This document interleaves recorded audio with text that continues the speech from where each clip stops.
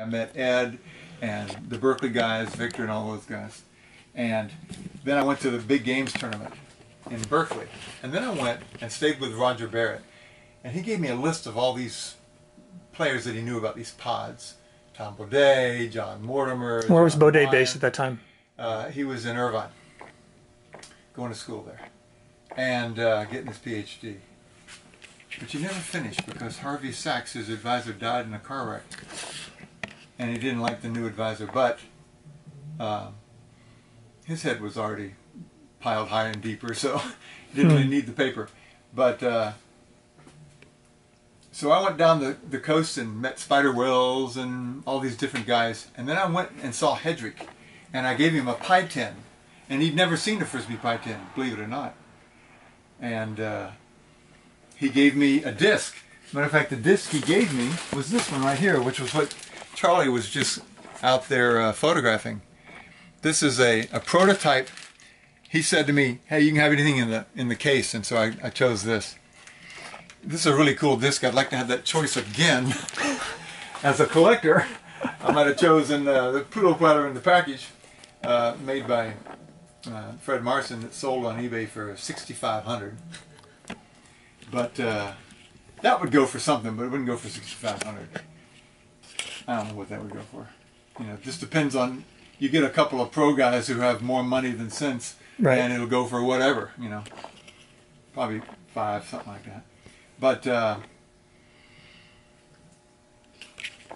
the time between that 73 visit to Wham-O and the Octad in 74, because then I went and stayed with Stork.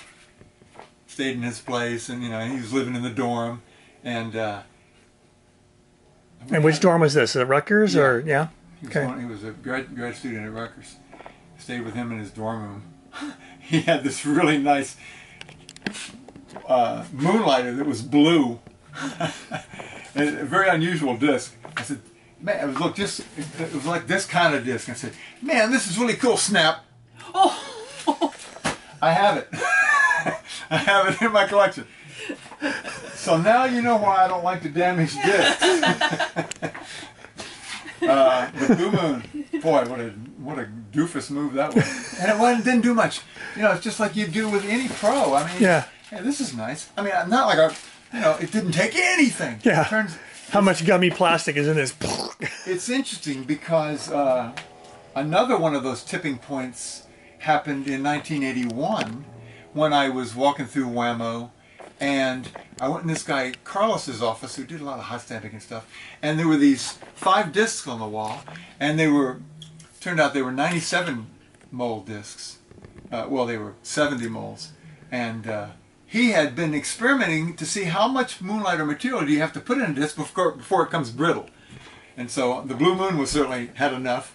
The only tipping point about those particular discs is that they were little discs that were heavy, and up until then no one had ever made a little heavy disc. Everybody thought it was going to be big and heavy, was going to go farther. Right. They were going bigger. Nobody had made a smaller one. Yeah. So I remember that 210 gram, 80 molds. 250 gram. Yeah. Everybody was throwing 165s that weighed 250. They were these big. Tom Schott was making these Santa Cruz discs. Oh yeah. All those the floater. What year did the Super Puppy come out? The big Super Puppies. Was that early 80s? Interestingly enough,